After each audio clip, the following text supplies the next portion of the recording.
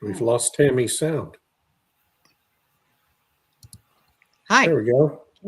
Okay. Hi, everybody. I didn't hear the intro, so I hope it played. I don't know. It did. Yes. Okay. Well, that's good to know. Anyway, welcome to the Energy Realities podcast.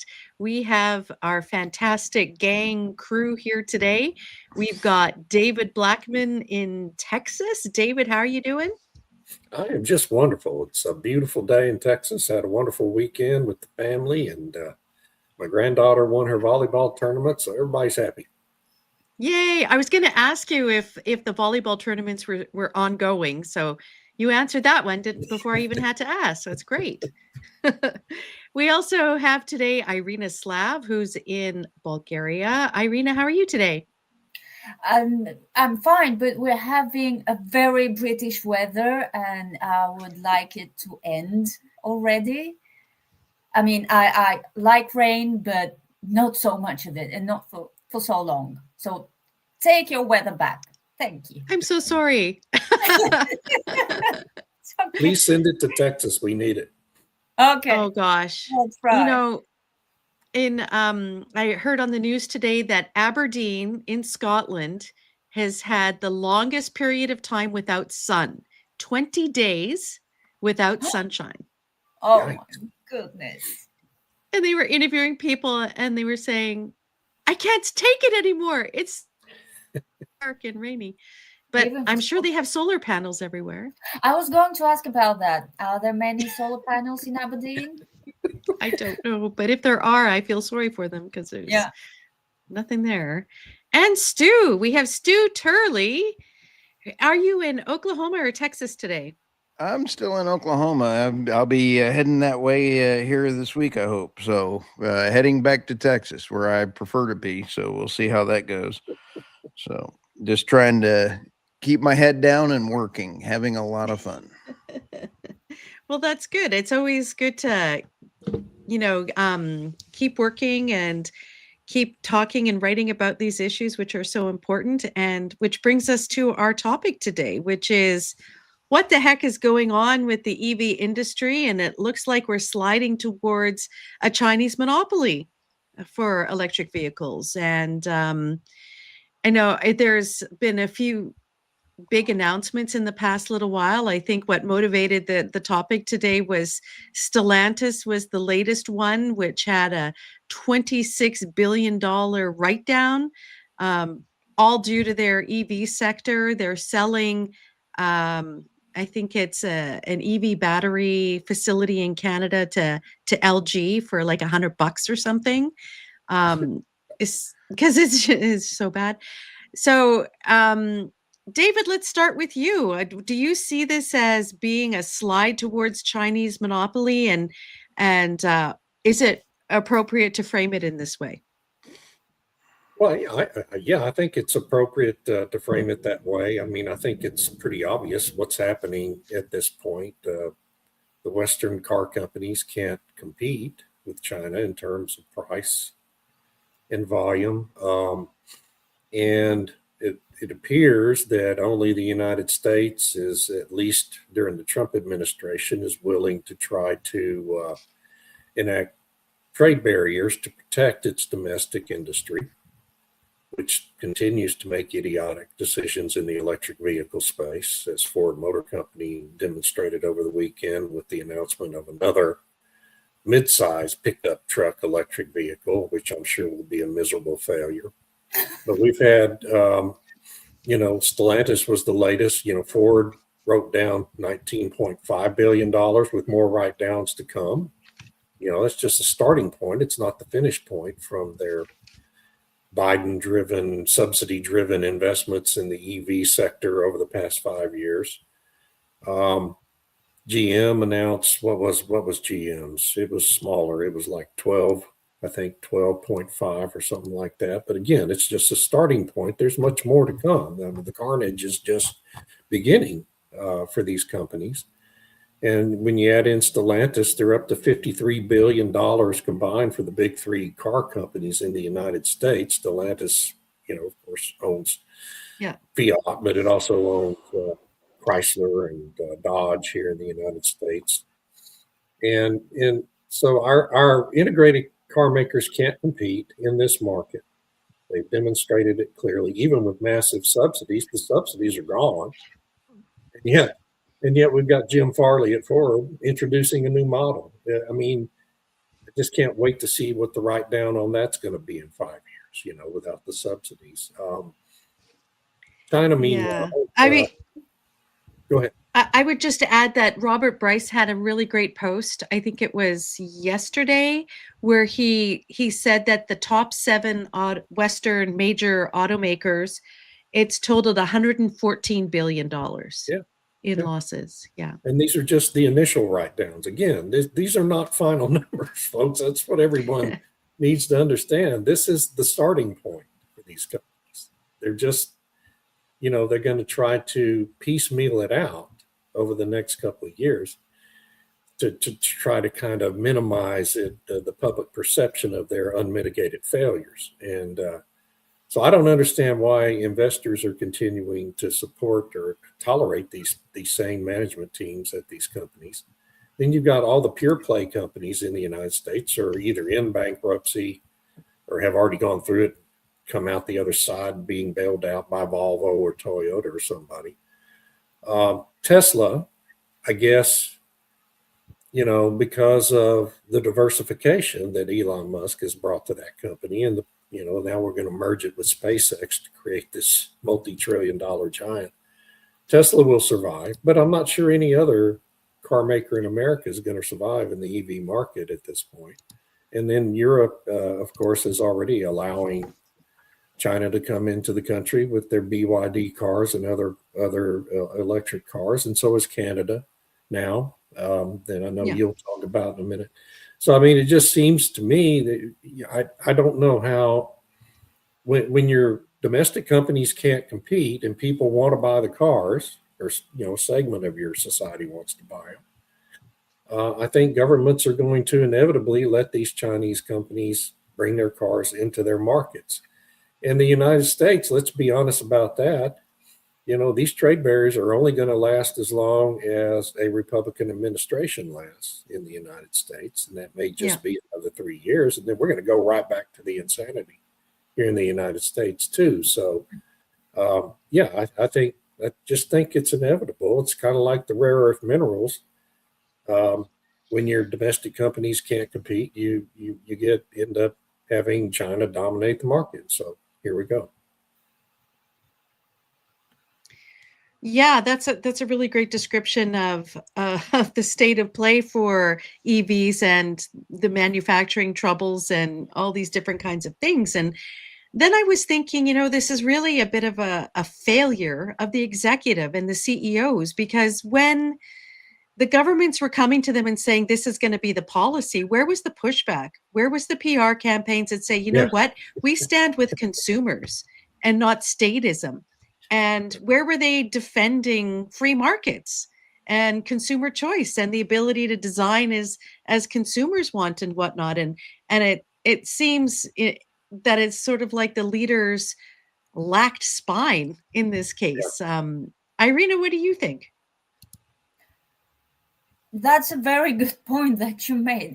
They don't just lack spine, they lack any ability, it seems, to draw conclusions from certain developments. I'm thinking about Europe. Some of the biggest global car makers are in Europe. They are struggling to make money on their EVs, even with all the government subsidies, even with the coming ban on internal combustion engine cars, which is not going to go into effect at all, even with record-breaking EV sales. EV sales across Europe are on the rise, thanks to the incentives, thanks to the higher taxes on normal cars. And even with all that support, my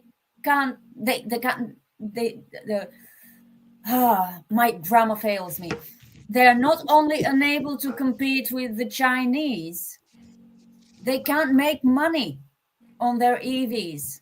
Well, the Chinese, of course, have the cheap energy inputs to make their EVs a lot cheaper than Renault and Volkswagen and the rest of them. So why is nobody drawing the logical conclusions from this?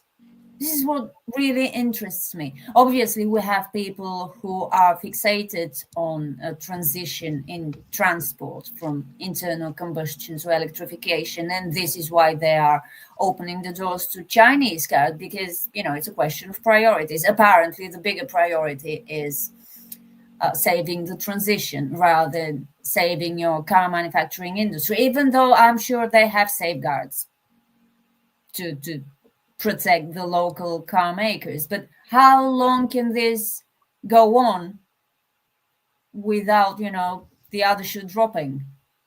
And the car industry has been repeatedly warning about this, that they cannot compete with BYD and the rest of the Chinese, even with the incentives.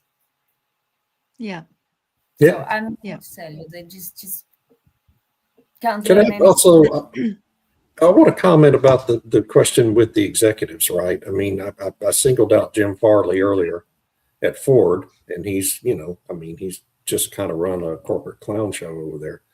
But then you've got Mary Barra at GM. At least Farley has been transparent about the losses in the EV part of his company. He separated the electric vehicles out into a separate business unit called Model E and accounted for it separately, publicly, revealed every loss over the past 4 years, quarterly basis. Mary Barra, on the other hand, has been completely opaque about it, and her team. They've tried to hide the EV losses. They haven't separated it out into a separate business unit for reporting purposes. Nobody knew how much money they were losing. You still don't know how much money they've really lost in their EV unit because of the opaqueness of their financial reporting, which I don't understand why the federal government allows that to happen, quite honestly. So Mary Barra was really the leader of that pack in 2021 when Joe Biden started running around the country with Jennifer Granholm, talking about how he was going to subsidize an EV industry into being in the United States. Yeah. And Farley catches a lot of heat because he's just, he's more out there in public and doing these kinds of things on social media that he does. But we shouldn't forget about Mary Barra and the role she played in leading the whole industry in this direction. Can I address Robert Quintos's comment there? I think it's the last one, where he says, unfortunately, the governments can extract penalties like corporate taxes and withdrawal of permits that can hurt their bottom line. And these are unseen pressures that people can't see. I agree. There are those unseen pressures, undoubtedly. And I have no doubt that there were meetings held where the government said, this is the direction of travel that we're going. It's going to be Green Deal. It's going to be net zero and all this kinds of stuff. And you better get on board or else. But my point is, the CEOs didn't seem to stand up at all. And yes, that leverage can be used on them, but the public has a big role to play. And there's an opportunity there to communicate that they're in line with what the public wants and that they would like to do other things. But there was silence. There was real silence on it.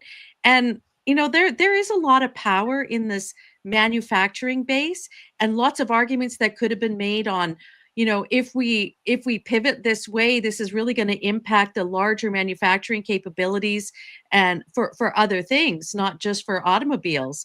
And I wonder, Stu, what you make of that, this idea that if you outsource your auto manufacturing to elsewhere, whether it's China or wherever, that actually has larger knock-on effects for overall manufacturing, especially when it comes to things that you might need in the future for defense. This is a total deindustrialization plan, very much tied to net zero. Let me bring to the stage my article here. Let me remove that one, add this one. I just did this one this morning, and when you take a look at why China has got some things going on, China's ascent in the EV battery sector, they poured $230 billion into the EV battery subsidies. That's critical. It led to massive overcapacity. They've got some real issues going on in there. Key tactics included controlling upstream resources. China dominates 95% of the global battery grade graphite, 85% of lithium anodes, and 70% of the cathodes. In the vertical integration bolstered by low interest loans, tax rebates, and manufacturing like CATL and BYD to operate at a loss. Made in China was ambitious, where inefficiencies at home are tolerated to achieve the global dominance. This brings up a huge problem, and that is security with buying a Chinese car and buying any car that your government or a foreign government can control. I am not going to buy any car that has a kill switch in the United States, which is now allowed by our government. Canada faces acute risks after a 25 trade deal offered and tariffs to Chinese to 6.1, allowing up to 49,000 units annually. I noticed that I've got a lot of questions on Canada coming up here in a second. But when you take a look at China's domestic issue, they're going to be this is going to exacerbate their exporting, because they have had a 0 mileage used car and warranty in China that is absolutely eviscerated their own individual markets. But I want to bring up in a point that, as David had mentioned, Tesla is going to be the winner in the United States because it is an AI tech company that happens to make. He's done a great job separating it out from their focus, and they've never relied on subsidies like Ford, Stellantis, and GM and all the others. And I just went and checked their stocks and stuff. And I can go into about what investments look like as an investor to look at their stock charts. I would not touch any of our U.S. manufacturers as a investor looking at that stuff. So this brings up a gigantic problem. I believe that to answer your question, the Canadian government is going to lose even more industrialization and hundreds of thousands of jobs on their current path. The EU and the UK are also going to continue losing jobs on their current path. And the only winner is going to be a temporary winner of China, because once you start shipping out these batteries and they remain control. I just saw an ad yesterday for somebody trying to sell a Tesla that had 100,000 miles on it for $1,000, because the battery to replace it was 24,000, and it was more than what the car is worth. But a car of that age that was an ICE car, you could get $5,000 to $6,000 for, and you could keep it on the road. So Europe, Canada, and the EU are about to get, in about 3 years, the China battery bite in the bahonkus that is going to be horrific. What is a bahonkus? That's where you sit down on that's a. And Tom Mumford, I love Tom. Stu, isn't a good deal of Tesla's profit selling carbon credits, or am I misinformed? No, you are not misinformed. And they are very smart to take advantage of the stupidity of carbon credits, CBAM, and all the other boo crap that's a wealth transfer. Hats off to, Elon for taking other car companies, you sit back and take a look. He's taking advantage of what other idiots are doing. So that's how he built this whole company. People criticize him for taking all the government loans, back 20 years ago when he created Tesla. He paid them back in full early. them In all back. fact, and they did not want him to pay them back Right. early. Right. And I saw the interview on that. Yeah. So, and But here's to your where, point, Stu, but to your point is he was presented with this array of incentives, right, by other people, by the government. He yep. took advantage of them. He built the finest electric vehicle company on earth, doing it that way. Why do people criticize him for that? It was genius. Nobody else thought to do it, right? He's the one guy that thought to do that. I don't understand why people. Anyway, that's all. Go ahead. And the point is the leaders in Canada, the EU, and the other U.S. Manufacturers that relied on subsidies will fail.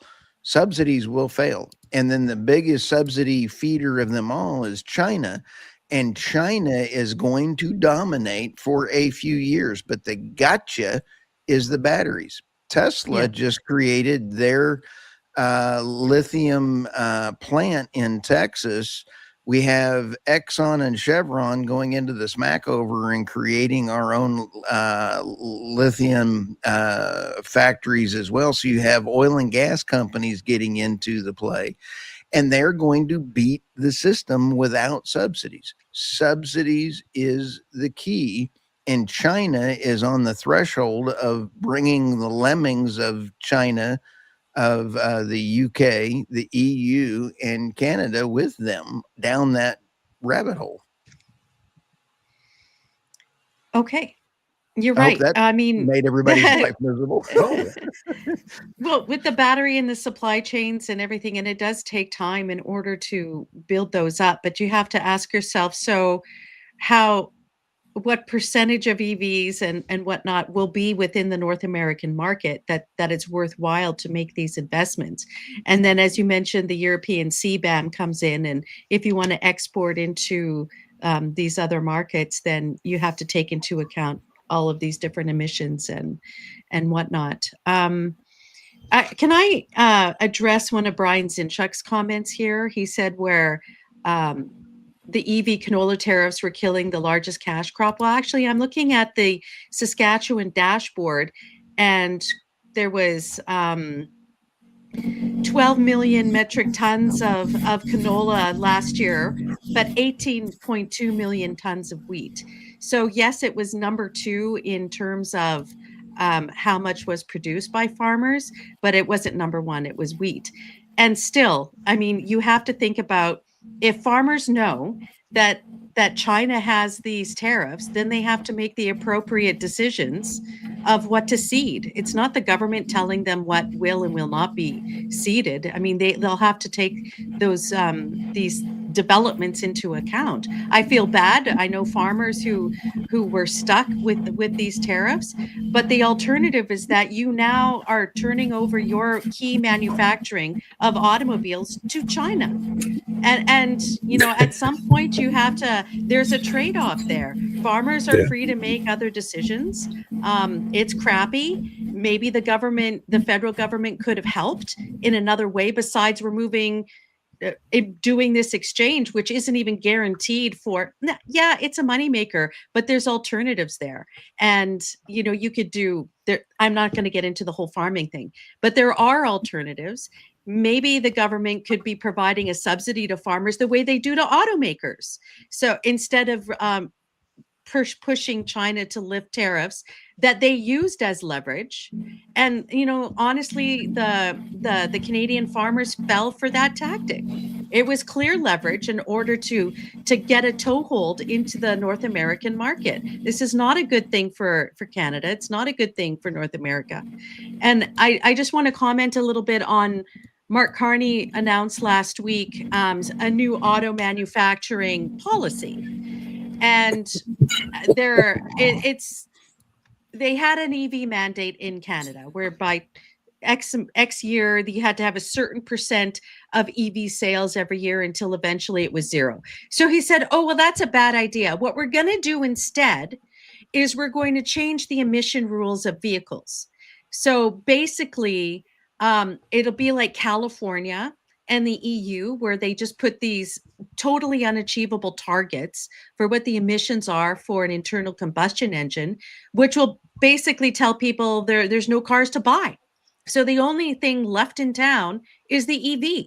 And then as part of this announcement, they're also offering, like the EU and the UK, $5,000 towards an EV.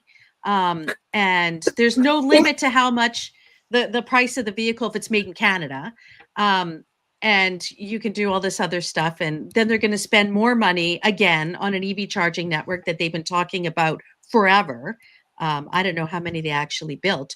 And then slipped in there is that China, they're encouraging China and Korea to increase partnerships and build manufacturing plants in Canada.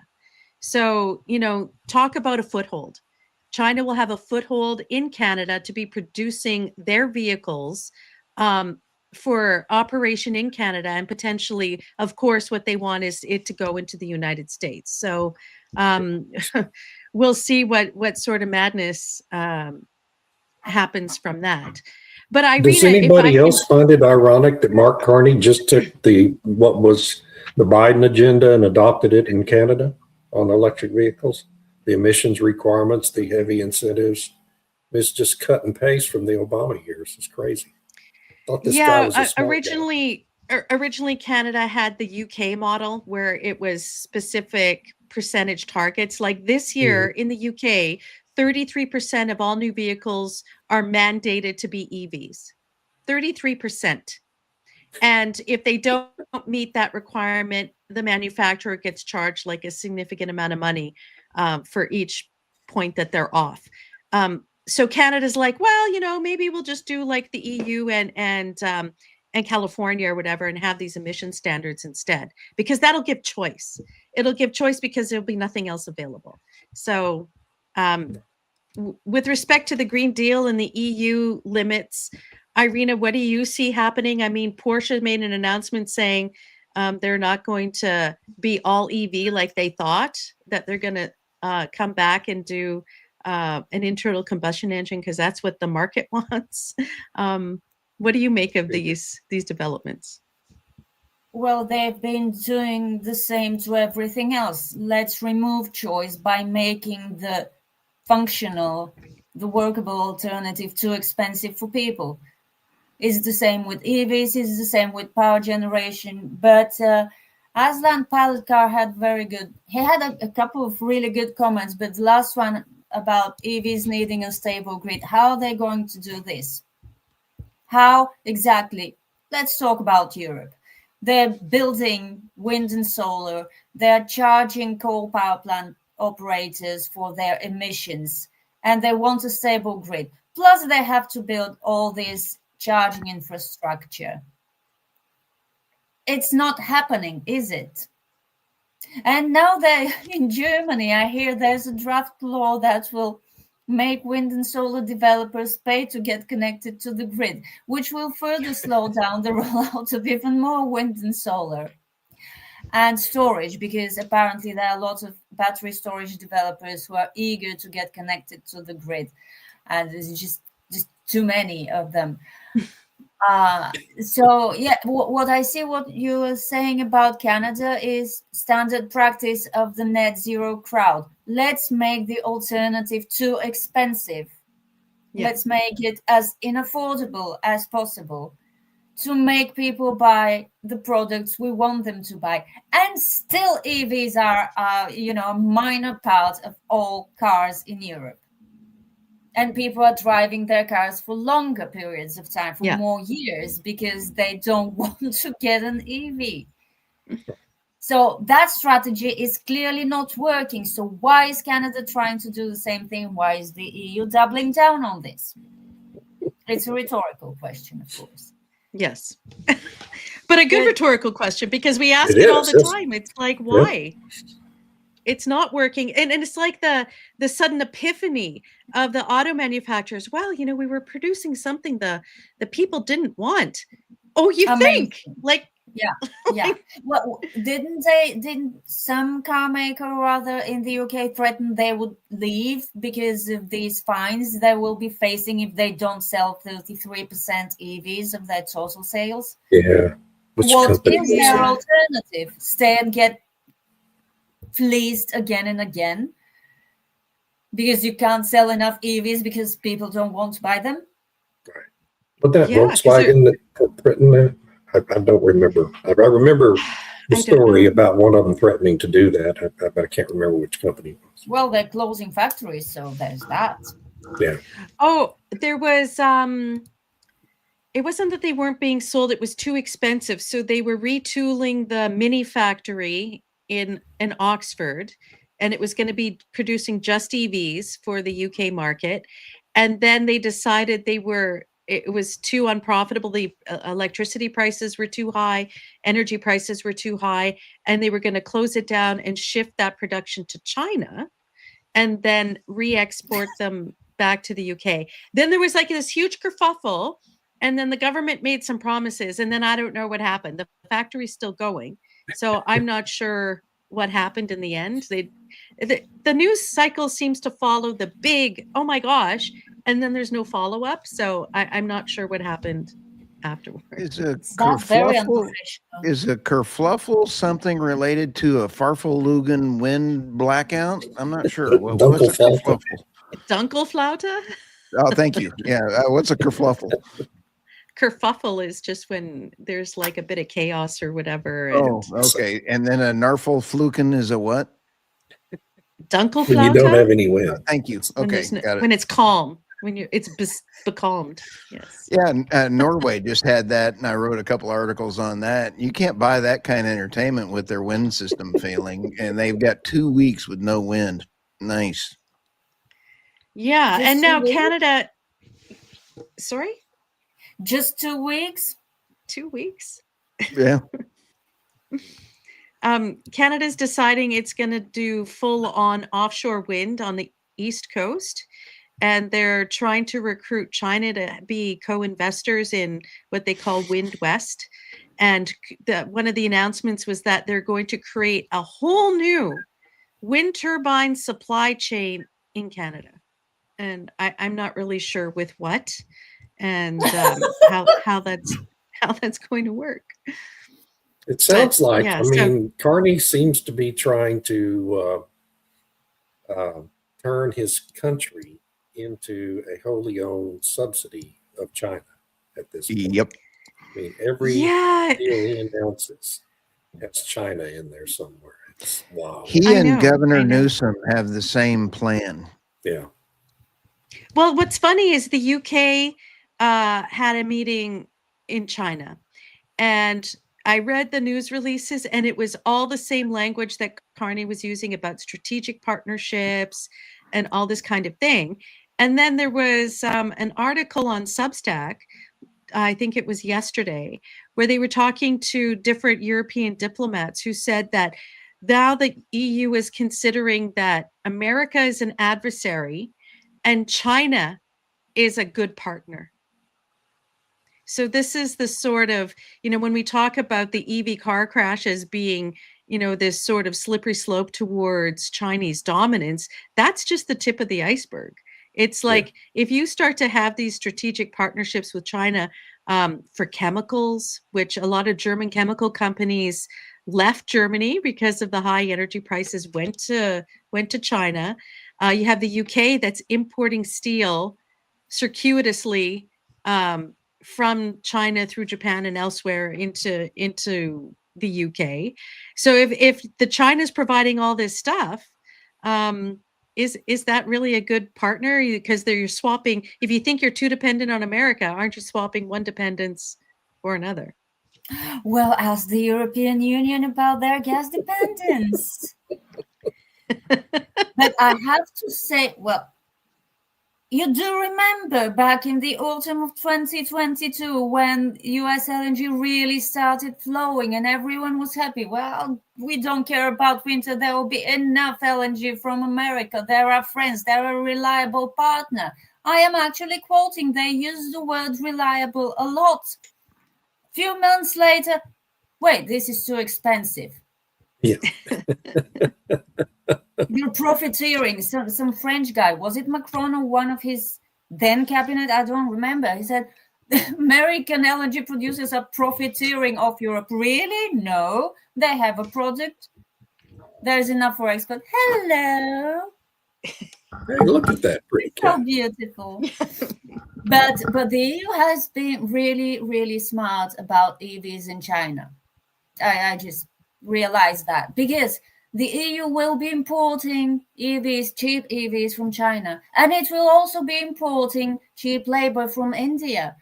And the cheap laborers from India will be able to afford Chinese EVs. See? They'll be doing business. Oh, globalization at its finest. Can I comment on Brian's little comment there about why are the oil-rich Norwegians now buying almost exclusively EVs? Apparently, only 7 gas vehicles were sold in Norway in January. And he says almost complete adoption of EVs there. That's new car sales. And if you look at what most Norwegian families have 2 cars, one is an internal combustion engine vehicle and the other is an EV. And how Norway did that is they used their oil and gas subsidies in order to sweeten the pot for people to buy an EV, and they made it incredibly expensive for an internal combustion engine to drive around on the highway. So you had all these extra taxes, all these extra tolls, but now they're starting to put those tolls on the EVs because they got what they wanted, which was so many, all the sales to be EVs. But people are, like David has said, they're holding onto their cars longer. So they might have bought an ICE vehicle 3 years ago. They're holding on to it much longer. So if you look at what the used car sales numbers are like, people are still buying ICE vehicles. They're just not necessarily new ones, and they're holding on to their existing ones much longer. And they used a lot of sticks against people who have those vehicles, and they use subsidies in order to encourage people to purchase the electric vehicles. Yeah, I'm gonna take a look at, and I sold my Ford 250 and I still haven't replaced it, and I'm going to be buying either a Ford 250 or a Ford 350. But now I'm rethinking what I'm going to be buying, and I'm actually going to be buying a 1977, 1965 with no electronics, as far as government controls, and have it totally rebuilt. I'm going the other way. I do not want a new car with a government control shutdown on it. Have a great day. I'm not needing you. I want to address Patrick Devine's question. How do you say hurrah in Chinese? The answer, according to Grok, is hawa. So just wanted to address that. That is funny. So I think one of the interesting things that Stu, that you and David had commented on about was this idea of how China has subsidized the batteries, their supply chains, how they wield that in different ways. When they see competition coming up, they'll suddenly flood the market, and then the competition, well, you can't compete when the market's been flooded or whatnot. And I'm wondering about these vulnerabilities in terms of when we talk about trade dependence and whatnot, and if you could maybe just, Stu, talk a little bit more about what can, say, the UK or the EU do in order to combat that on these Chinese supply chains. The one thing that Canada and the EU can do is immediately vote every single politician out now. Run. You're about to run off the cliff, and the warning signs are there. Carney is absolutely a World Economic Forum finance guy that has made deals evidently with China. That is it's what his talking points are. I don't have any information on it, but every deal and everything he's doing, I'm seeing absolute evisceration of Canada, and I can see Alberta becoming independent. In fact, Aslan Pilot Car just said the same thing. Alberta, I would welcome Alberta. I absolutely love all my Alberta friends up there. Love it. It is absolutely snow Texas. Love it. But I guarantee you the rest of Canada can fall off the edge of the cliff, and I do not want them in my voting block. Well, now, Period. wait a We've minute. got enough crazies in our Saskatchewan country. is North Wyoming. Come on now. Well, I'm okay. Saskatchewan, too. I agree, but I'm just saying that there's enough crazies in the U.S. I'd like to make a deal. Let's trade California, but we've got great people fighting to try to keep California. If we don't, we need to loop California in that crazy group, Oregon, Washington into that same thing for the EU and the UK. They are all trying to take their countries down or their states down. I don't understand why, but they're doing policies that are counterproductive to their countries to maintain control. That's what this is all about. And if the United States doesn't pass the voter ID, this is going to be a short podcast. Yeah. Okay. You asked. Yeah, for sure. That's interesting. So, Irina, what do you think is like happening? Is the CBAM going to fall apart? Is the EU manufacturing just going to disappear? I hear there's like all this pivoting and transitioning to defense manufacture instead of autos and everything else. And what's your view on it? Even if you shift to defense manufacturing, you need steel. You need stuff that you have to import because you can't make it economically. It's an either-or situation. Either the industrialization will continue, these attempts to rearm will flop spectacularly because energy is expensive for defense manufacturers as well as for, steel manufacturers and car manufacturers. What are these people trying to do? Or they will have to kill not just CBAM, but the methane directive. Because they would need cheap imported energy because they don't have enough to produce locally. Try as hard as they might. No, really, that keep these people in charge, the decision makers, they keep doing the wrong thing, all new wrong things, in a bid to fix the mistakes they made by doing the wrong thing in the first place. I mean, you can't have a transition and a thriving defense industry. It needs a lot of energy, I think, because it needs a lot of steel and stuff and things. Sorry for saying stuff so much. I don't know much about the defense industry, but I know it uses a lot of metals. A lot. And yeah. And electronics, are they going to produce these electronics locally? No, they have to import them from Asia. What happens with CBAM, with electronics imports? It's like there isn't a lot of comprehensive thinking and planning involved in what the European Union is trying to do in every single respect. And so now they have taken to propagandizing how great the European Union is. They keep churning out on X because X's algorithms are so sneaky. You engage with a post and the algorithm says, okay, I'll be showing you everything from the European Parliament from now on. It's highly informative. And they keep churning out these polls about how everyone is so happy to live in Europe. Obviously, unrepresentative, this Digital Services Act and how great it is and how it's protecting freedom of speech. And then we have Macron in France, who is inviting researchers to France because in France, people care about science. Really? Really? These are the people making these decisions about the defense industry, about switching from a dependence on the West in the face of the United States to a dependence on the East in the face of China. They don't know what they're doing.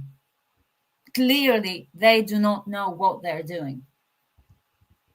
Well, I And find it's it interesting because everything the EU does is like we have this directive and we've had these policy guys talk, they have this goal in mind. And if they just say, this is the goal, achieve it, it'll be done.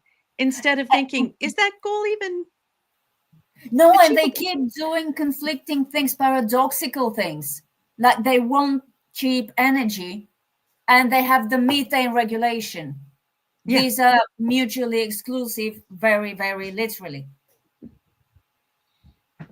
They Yes. want to be more independent from imports, but they want to revive their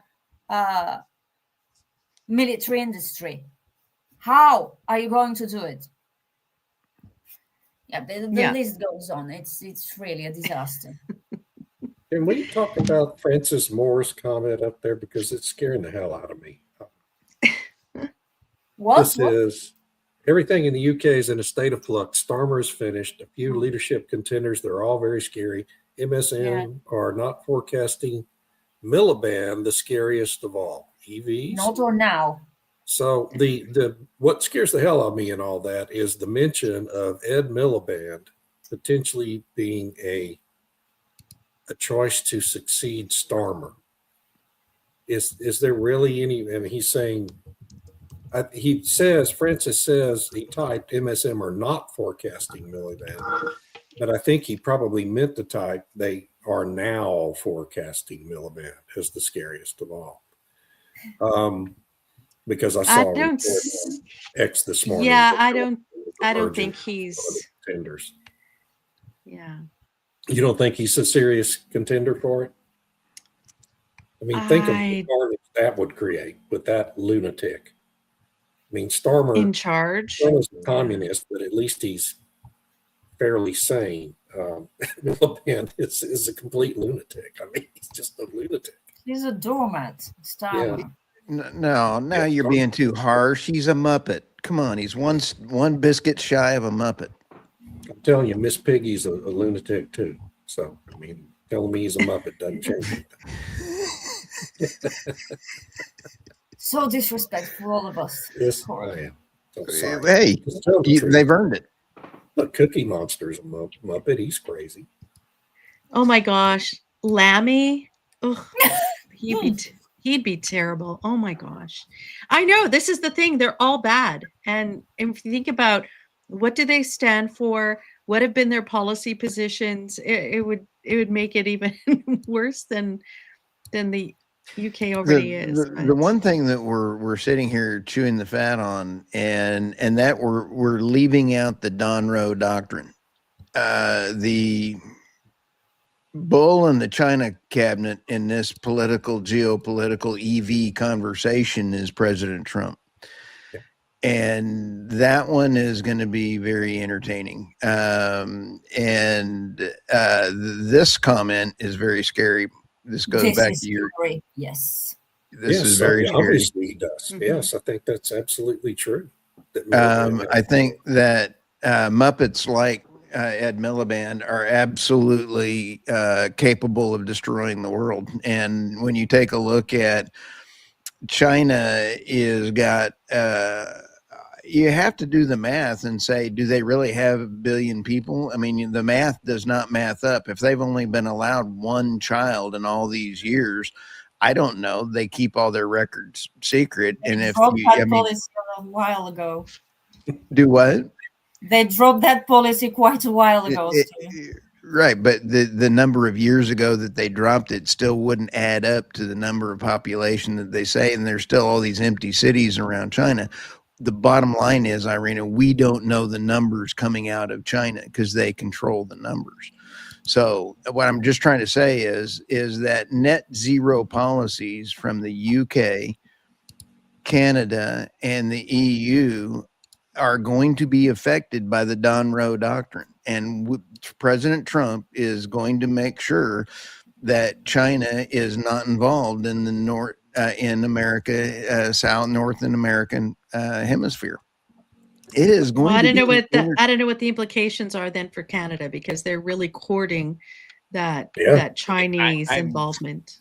I'm just saying it's about to get entertaining, because when you take a look at Greenland, President Trump the court in Panama took the Panama canals away from the two Chinese companies that are owned in Singapore, and they're giving them to the Merch Koreans. company out of Denmark, who also owns Greenland. Oh, wonder how that happened. So you sit back and take a look at whether or not Greenland, we are going to be able to take advantage of Greenland. We're going to put the Golden Dome up there. Canada is a problem now. And especially when you look at what 60% of the Canadian population is below the parallel, the border. When you take a look at that one line across the United States, they're all sitting all down in there. That's a real problem for the Don Roe doctrine. I don't have the answers. I'm just saying it's going to be entertaining. Yeah, it'll be interesting to see what happens, but my concern is, Trump is there for maybe another 3 years, and then what happens after, and what happens in the midterms. And so are we thinking it's possible in 3 years' time, Democrats get back in and they double, triple down on the Green Deal, and all this crap comes back? So, I mean, it's great that America is trying to reestablish manufacturing. I know there's going to be a lot of stuff being completed in this year, but will that be enough 3 years from now? I don't know. Life is going to get entertaining.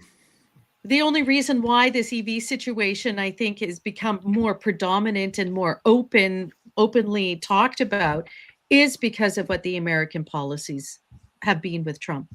And so if that reverses, like would we have seen this level of conversation about the EV debacle if the Green Deal and all those subsidies had remained? So I don't know. CBAM is going to be, I think, another tipping point as well, too, because when you take a look at the evisceration of the European Union's natural gas policies, they're now trying to import. They're cutting deals with Qatar. They're cutting deals with Turkey. They're trying to not buy LNG from the United States, and they're trying to do everything they can to drive their energy prices up. Yeah. CBAM is going to get a double-barreled middle finger from the companies like Qatar and all of the other ones. We're not going to play in that game. So CBAM is going to hit a wall. Either you have energy security, and I've said for a very long time, energy security starts at home, but energy dominance comes through your exports. And I can guarantee you every country around the world, I'm watching trends, and they are all looking. China is increasing its domestic exploration in natural gas and oil. You're taking a look at others. Every country is looking at it. Turkey. There's about 4 or 5 others that are really increasing their domestic oil and gas. And then you look at the U.S. oil majors. They are all doing export as a service. They're doing their services, and they're now opening up in Syria. They're opening up. Chevron has now just got more in the Club Med and the Mediterranean Leviathan field. You're talking a lot of export as a service as oil companies going around the world doing things. Africa is going to be booming. And so I think this is going to be all tied to EVs is one huge systemic problem showing us where everything else is going. Okay. I wanted to just add something there. Someone said that our feckless legislature basically instituted CBAM with the Prove It Act. I don't think the Prove It Act was ever passed. It was something that was that was put forward but wasn't passed, although there was hidden in the water and energy bill that did pass, there was a requirement to do a report on what the emissions intensity is of different things being produced in America. So they kind of did that through a report through the back door. So I'm not really sure what happened with that. What will be interesting to see is what happens if a lot of Iraqi oil and gas end up on the market, and if there's regime change in Iran, which could be the topic of a future episode. Sure then could. If Iran's, comes into the world market again full blown, then that changes the dynamic. And then we have I think what the IEA reports and whatnot the past little while, it's clear we have energy addition, just like David's new tag on Substack. It's an energy addition, not getting rid of stuff. And even if they policymakers believe that we'll have lower demand because of EVs, it's not like petroleum and gas are only for automobiles. There's lots of Well, other what uses. about coal? I mean, the IEA Right. gave up on its peak oil theory, but now it's adopted a peak coal theory. Did you see that interview with Fatih Birol over the weekend? While Now, coal now demand we've hits reached record after record, yeah. Yeah, exactly. It's just hilarious. I mean, they never give up. So do we have, I don't think we have stories today, do we? We I have Nobody some submitted last stories week, to Stu. We're just terrible people. No, I think we did quite fine. I have to notice that we are increasing our listening. Listeners are really listening to the Energy Realities podcast on Apple and Spotify. I'm noticing a very significant growth pattern. We would like to thank all of the contributing comment people, and we truly appreciate everyone. I would say go to Tammy Nemeth Substack, and Tammy, your is the nemethreport.substack.com. David is blackmon.substack.com. And Irina, what is yours again? Irina Slav on energy at And, Substack.com. and mine is theenergynewsbeat.substack.com. And I'll have this, all the information put back out there. And we truly appreciate all of the regular listeners and hecklers. I mean, people putting out great comments. Also, a little commercial wherever you watch or listen to the podcast. Give us a like and subscribe. If subscribing is an option, it's free, doesn't cost you anything, but about 2 seconds to click that button, and it really helps. There's two quick things. There's a couple nuggets for us for future podcast. Venezuela oil, as well as this one up here, collapse of OPEC. Now that Yes. the United States is actually, through the Monroe Doctrine, controlling the flow of money in Venezuela, there's a lot of undertone currents to the Monroe Doctrine. In Cuba. It was set up Yeah. through a financial system in Qatar through Secretary Besant in a new financial system. So de facto, President Trump has got some influence over OPEC. OPEC is now changing their policies on pricing through 2027 to go to how much can be produced and how much is bought at the refineries to try to get rid of the fleet. I think the dark fleet is in trouble because tankers are being seized. And there is a lot of changes that we've had a lot of coming around. I love that line, That Jeff. is a great Chestnut. line. I'm going to steal it, Jeff Chestnut. Way to go.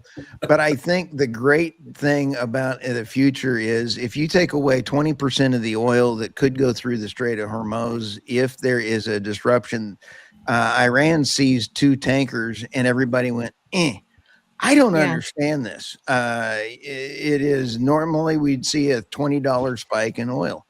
So I think the world's come to the grips that maybe there's not going to be a war. I don't know. But all I know is we've got entertainment ahead, and the mainstream media is helping podcasters and Substack authors make a living because they stink. I mean, they lie, cheat, and steal, and it's kind of fun being a arrogant bonehead out here trying to listen and give what I think is the best. I like being corrected. If I'm wrong, I want to admit it. I don't want to predict the war either, but there's a reason why the United States is about to have 4 aircraft carrier groups in the Middle East theater within the next week or so. We've already got 2 there and 2 more coming. I don't think we're doing that for fun. No. Yeah. And President Trump's got a midterm to win. And if oil goes up, he's not going to like it because the Democrats are going to come up with affordability as a tagline. It's just unbelievable. Oh, so my husband was crunching the numbers, and the average price of fuel at the pumps in America, if you convert that, it's like I think $1.86 or something per gallon, depending on what red state you're in. if they transferred that into pence per liter in the UK, we'd be paying about 37 pence a liter. But right now we pay £1.37 Yeah. per liter. Wow. Yeah, for and fuel. people in the So United it- States still bitch about gas prices. It's I amazing. know. They have no idea. But if adjust you're it in for inflation, California, gasoline is cheaper than it was in 1975 in the United States, adjusted for inflation. Anyway, Wow. California, Tammy, is absolutely about to change because they are losing 20% of their refinery capacities. Pipelines are shutting down Yeah. because of the Yeah. regulatory problems. You've got Gavin Newsom out there acting like Herr Starmer and the rest of the Muppets in the UK taking down pipelines and stuff. So we've got California, UK, and Canada in now national security problems. I don't understand how the Trump administration is going to fix that one. Yeah, that's a tough one. Topic So- for another day. So Topic thank for you, another day. everybody. And we'll see you next week. Thanks, everybody. We Bye. ran overtime today. Did good. Bye. Bye.